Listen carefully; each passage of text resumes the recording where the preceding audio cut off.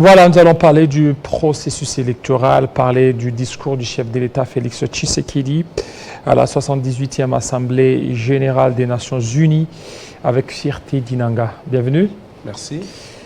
Voilà, Fierté Dinanga, avant qu'on parle de 78e Assemblée générale des Nations Unies, il y a une affaire, un dossier au niveau d'un député national. Qu'est-ce qui s'est passé réellement? Merci beaucoup de cette question. Nous devrions quand même éclairer la lanterne de ceux qui nous suivent. Parce que vous savez, les députés nationaux sont quand même les délégués de la population. Quand leurs vies sont atteintes à un moment, il y a les bases qui s'élèvent pour dire mais qu'est-ce qui se passe? Nous parlons d'un député national, Tumbandre, qui est l'élu de Miabi, le seul élu de Miabi. D'ailleurs, il est de l'UDPS, les mieux élus. Alors, le député était souffrant à un certain moment. Comme l'Assemblée nationale a un contrat avec SEMCA, l'hôpital SEMCA, où les députés vont se faire soigner. Mais malheureusement, ce que nous décrions, parce que c'est le seul élu de Miabi qui apporte la voix de cette contrainte, qui d'ailleurs, depuis qu'il est député national, il est en train de mener des actions pour développer ces coins-là à travers l'accompagnement de la politique du chef de l'État, du développement de 145 territoires. Il pose des actes en tant que député national. Alors, il est malade, il va se faire soigner. Quand il arrive à l'hôpital, je crois que pour un hôpital sérieux, il y a des examens cliniques et paracliniques. On voit un malade, on sait comprendre s'il a quel problème. Et après les examens cliniques, on établit un protocole qui lui permet de suivre les soins appropriés. Mais malheureusement, une personne qui arrive à l'hôpital, vous n'avez pas fait des examens pour comprendre si d'abord il a quel problème, parce qu'il faut savoir est-ce qu'il a une tension, il fait l'hypo ou l'hyper, il faut savoir tout ça. Malheureusement, les députés nationaux arrivent à l'hôpital, on lui administre un médicament sans pour autant savoir son état sérologique ou son état de santé général, savoir de quoi il a toujours comme problème tout le temps. Alors, les députés, après ce médicament, on prélève des examens, mais qui n'ont pas été amenés au labo pour que le résultat sorte afin de prescrire un médicament. Finalement, les députés tombent dans une crise après l'association des deux médicaments incompatibles par rapport à son état de santé. Après le premier, on a administré un autre médicament qui n'a pas permis aux députés de se tenir. Alors, il développe un syndrome de Stevens-Johnson. Ce syndrome de Stevens-Johnson se manifeste par la perte des ongles, la perte de la peau, le gonflement des pieds, le dévisagement. Donc la personne, ça donne l'air de quelqu'un qui est brûlé. Alors les députés ont connu cette crise-là. Après avoir connu cette crise, ils rentrent au même endroit pour qu'on puisse revoir ce qui avait été fait, établir un protocole. Finalement, dans leur logique, ils ne font pas des examens appropriés, mais ils administrent encore un autre médicament qui cloue finalement le député national André Toumba, qui est allé en France. Il a pris l'avion pour la France afin d'aller se faire soigner en étant moribond. Il était vraiment mourant. Quand il arrive en France, quand on fait des examens appropriés, on trouve qu'il y a eu associabilité de deux médicaments incompatibles qui l'ont mis dans cet état d'une personne mourante. Il lui a fallu beaucoup de temps pour pouvoir le récupérer au niveau de la France. Il a été récupéré. Au retour de Kinshasa, le dossier a été mis à la justice parce que dans ce dossier, on a relevé les non-assistance en personne en danger, on a relevé l'euthanasie involontaire, ça veut dire qu'on a voulu tuer quelqu'un sans son consentement. Et donc, le député national a voulu que SEMCA le remette dans ses droits parce qu'on a voulu tuer un responsable d'un contraint. Je parle en tant que ressortissant du Miabi, du Grand Kasaï, moi aussi. Je dis c'est un cas que nous ne pouvons pas laisser passer comme ça. Vous allez continuer. Vous continuez. On prend pour quelques secondes la dernière livraison d'informations. Héritier Tambois, bienvenue. Merci beaucoup, Jean-David Kilolo. Mesdames, Messieurs, ravi de vous retrouver pour cette dernière livraison de la Minute Info. Bienvenue à tous.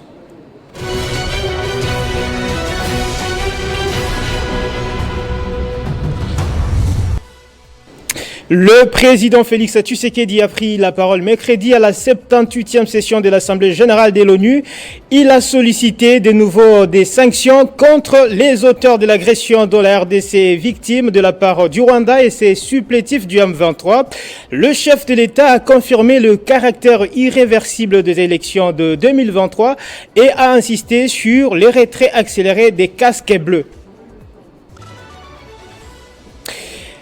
9e édition du forum Makutano à Abidjan, le Premier ministre Jean-Michel Sama Lukonde présente la RDC comme un pays aux multiples opportunités d'investissement et d'échanges commerciaux dans tous les secteurs socio-économiques. Pour lui, ces assises sont les lieux idéaux pour renforcer le partenariat public-privé et saisir des opportunités économiques et sociales de part et d'autre dans les cadres de partenariats stratégiques gagnant-gagnant.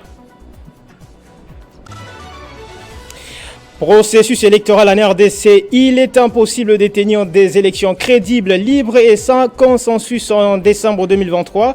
Conclusion d'un travail fourni effectué par l'Église du Christ au Congo et présenté hier lors d'une activité ouverte aux médias.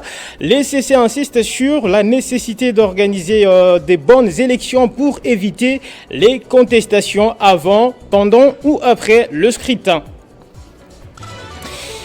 Les journalistes ont manifesté hier à Kinshasa devant le palais de justice à Gombe pour réclamer la libération de Stanis Boujakera, directeur de publication d'actualité.cd et correspondant de Jeune Afrique. C'était un appel du Rassemblement des journalistes pour l'émergence du Congo. Au Niger, en dehors de nos frontières, le président déchu Mohamed Bazoum espère obtenir sa libération et le rétablissement de l'ordre constitutionnel dans le pays. Il vient de saisir la justice ouest-africaine pour obtenir sa libération près de 2 mois après sa chute, lui qui vit jusque-là sous surveillance. Retrouvez toute l'actualité en continu sur www.tele50.cd.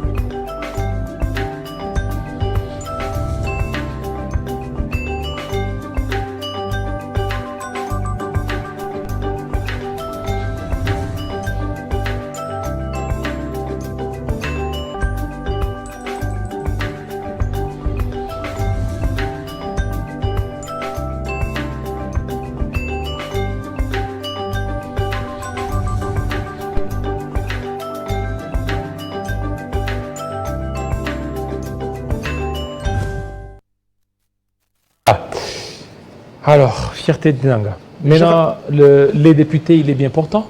Oui, pour le moment, il est bien portant. Il a repris tous les réflexes. Il a repris parce que la France, dans sa spécificité médicinale, ils ont trouvé que les députés étaient venus mourants et que c'était très dangereux. Mais maintenant, il veut s'attaquer à l'hôpital Semka. À l'hôpital Semka parce qu'il y a des cas de jurisprudence qui se sont déjà passés. Je signale ici qu'Henri Thomas Lokondo, paix à son âme, notre aîné est mort dans le couloir abandonné du Semka. Non, est-ce que vous avez des preuves? Ce sont des éléments qui sont tangibles, qui sont connus même dans des familles de ces personnes-là.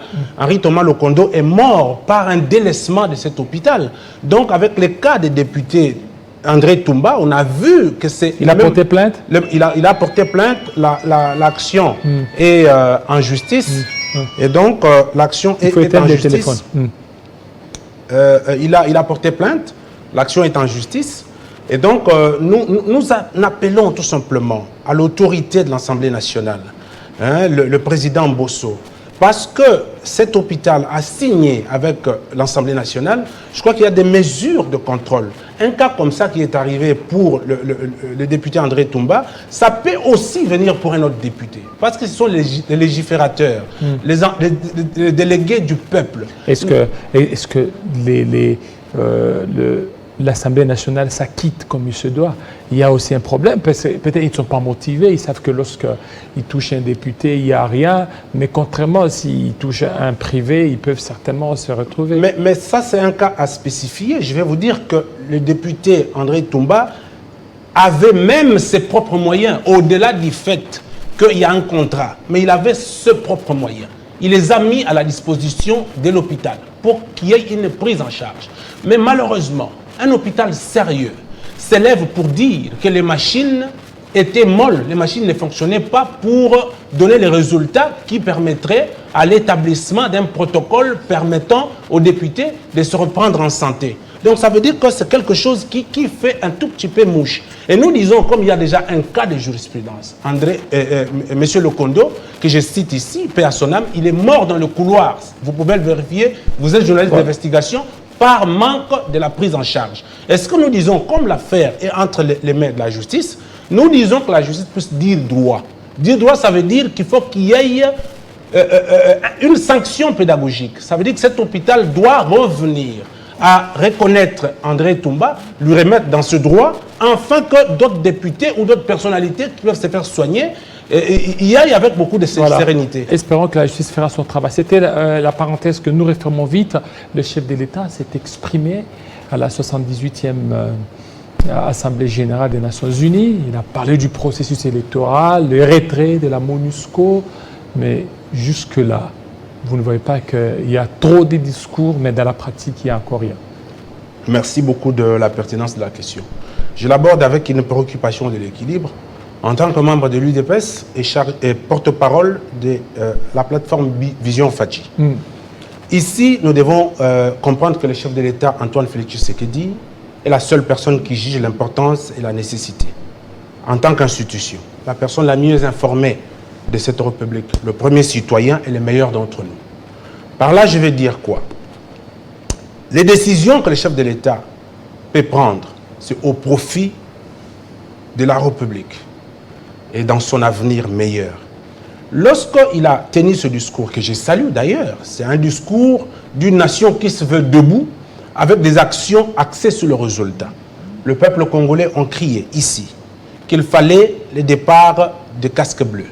Vous et moi, parce que vous êtes journaliste d'investigation, vous avez vu parfois des bévues qui sont posées par ces casques bleus. Il fallait quand même qu'il y ait un moment que les gens s'élèvent pour pouvoir trouver une solution une fois pour toutes. Le chef de l'État a pris une décision en tant que responsable. Je referme cette parenthèse pour dire, lorsque les décisions sont prises, il y a l'applicabilité qui s'ensuit. Et dans l'applicabilité, dans ce microcosme, il y a une technicité qui doit étudier pour voir quand est-ce que ces derniers doivent quitter le sol. Je referme la parenthèse. La deuxième parenthèse, parler des élections. Je crois qu'aujourd'hui, ça sera quand même une leçon morale et pédagogique. On est passé par 3 cycles. Il y aura élection en décembre? J'en arrive, on est passé par 3 cycles. Je vais aussi poser cette question au prophète s'il y aura élection. On est passé par 3 cycles. 2006, 2011, 2018. Nous ne pouvons pas aller à côté de la plaque. Le chef de l'État a montré sa volonté politique de pouvoir organiser les élections. Et jusque-là, la CENI, qui est une structure d'appui à la démocratie, qui organise cette élection, ne nous a pas dit qu'il n'y aura pas élection. Jusqu'à preuve du contraire, en dernière minute, ils nous disent toujours qu'il y aura élection. En tant que patriotes, pour pouvoir respecter ces cycles, qu'est-ce que nous disons? Nous acceptons et nous croyons qu'il y aura élection. À l'égard de la technicité de cette machine, jusqu'à présent, nous savons et nous tenons qu'il y aura bel et bien élection, parce que le chef de l'État l'a dit dans son discours. Le troisième point sur lequel je viens d'aborder... Oui, mais est-ce que élection, jusque-là, la CENI, elle va jusqu'à aller, je peux dire, peut-être s'entêter ou pas, parce que selon les calendriers électoraux, il fallait qu'il y ait le déploiement des kits. Jusque-là, rien n'est encore fait. Ça, c'est une très grande question. Je laisse toujours l'indépendance d'action des institutions. La CENI est une institution d'appui à la démocratie qui a sa spécificité et sa technicité. Elle a toujours la capacité de s'adapter au regard des temps. La même question s'est levée à la prise des cartes. Nous n'avons pas le délai. La CENI a montré à suffisance qu'elle était technique, qu'elle pouvait se rattraper. Elle s'est rattrapée. Jusque-là, parce que la CENI ne nous a pas dit qu'il n'y aura pas élection, jusque-là, comme elle travaille dans sa spécificité, nous attendons encore qu'il y ait déploiement, chose qui va se faire. Mais ce que le Congolais doivent retenir, c'est que les élections auront bel et bien lieu. Nous nous sommes déjà habitués à cette politique fameuse de dire à tout moment qu'il faut qu'on se mette sur une table pour discuter. Vous n'êtes pas le dialogue, oui. Et se partager des gâteaux. Non, Félix Tshisekedi l'avait dit. C'est la continuité des affaires de l'État avec sérénité, avec beaucoup d'amour et âme d'État. Il n'y a plus partage des gâteaux, il y a la gestion de la République qui est basée sur l'âme d'État. Et nous faisons confiance au président de la République. Pourquoi? Parce que depuis qu'il a commencé jusqu'à aujourd'hui, n'en déplaise les oiseaux de mauvais augure, le chef de l'État pose toujours des actes axés sur le résultat et des sensibilités à la condition humaine. Alors aujourd'hui, la situation telle qu'elle se présente, on a vu le chef de l'État rendre hommage à la Libye par rapport à ce qui s'est passé. Mais pourquoi il n'a pas dit, il n'a dit aucun mot concernant les morts de Goma? Non, mais messieurs les journalistes, le chef de l'État aujourd'hui, parce que vous dites qu'il n'a pas dit, moi en tant que ressortissant de l'UDPS, mon parti politique, au travers du leadership du secrétaire général Augustin Kabouya, a organisé des messes en mémoire de nos frères qui sont tombés. J'y étais à Saint-Raphaël. Ceux qui sont tombés où? Ceux qui sont morts. À Goma. Donc voilà, dont vous avez fait mention ici. Donc l'UDPS en tant que parti qui accompagne le chef de l'État, nous posons ces actes, les messes pour pouvoir saluer et commémorer les mémoires plutôt des personnes qui sont tombées. Parce que ce sont des erreurs qui se sont passées d'une manière sécuritaire et technique que nous ne pouvons pas sonder la profondeur. Le chef de l'État, en tant que garant de la nation, a compati. Vous savez la différence de Félix Tshisekedi avec beaucoup de présidents de la République qui sont passés, c'est les actions épidermiques. Le chef de l'État n'est pas épidermique, il pose des actions axées sur le résultat. Vous êtes journaliste d'investigation, vous vérifierez avec moi que les familles de ces victimes ont été visitées par le casse-côte de la présidence. Ils ont été assistés, ils ont été consolés, parce que ce qui était arrivé n'était pas dans la volonté du président de la République, c'était une erreur des gestionnaires de cette province. Une erreur de communication, une erreur technique. Et donc, le chef de l'État a assisté en tant que garant de la nation. Aujourd'hui, messieurs les journalistes, nous devons essayer de voir beaucoup de questions avec une préoccupation de l'équilibre. On touche le Congo qui gagne. Les décisions qui sont prises par les chefs de l'État, c'est tout en permettant que le Congo puisse gagner. Mais la vie en soi, c'est défini comme une suite de tentatives qui se soldent par des échecs, mais aussi par des réussites. Quand il y a un coin qui ne marche, quelque chose qui n'a pas marché, je crois qu'il faut y apporter des propositions. Tout Congolais devrait se substituer en force de propositions. L'art est très difficile, mais la critique est aisée. Voilà, mais là pour terminer, on vous a vu, vous avez été agressé là. Est-ce qu'on vous a dédommagé? Vous parlez de moi personnellement? Oui. Oui, mais écoutez... Il y a une vidéo qui a circulé, Fierté d'Inanga qui a été attaquée. La suite, c'est comment? Voilà, c'est une question de détail. J'ai été agressé par des gens qui n'étaient pas en morale, des personnes qui ne se contrôlaient pas. Alors, je me suis dit, avoir été agressé comme ça, sans raison, qu'est-ce que je vais faire? Je dois aller aux instances habilitées pour pouvoir me remettre dans mes droits. Je suis quand même allé porter plainte et malheureusement, les personnes qui m'ont agressé ont pris fuite jusqu'à ce jour parce qu'on est en train de les chercher. Les dossiers entre les mains de la justice. Voilà. Et j'ai fait toujours confiance en la justice. Merci beaucoup, Fierté d'Inanga. Merci. Nous allons recevoir un deuxième invité, un troisième. Et il y aura aussi une quatrième. Tout de suite.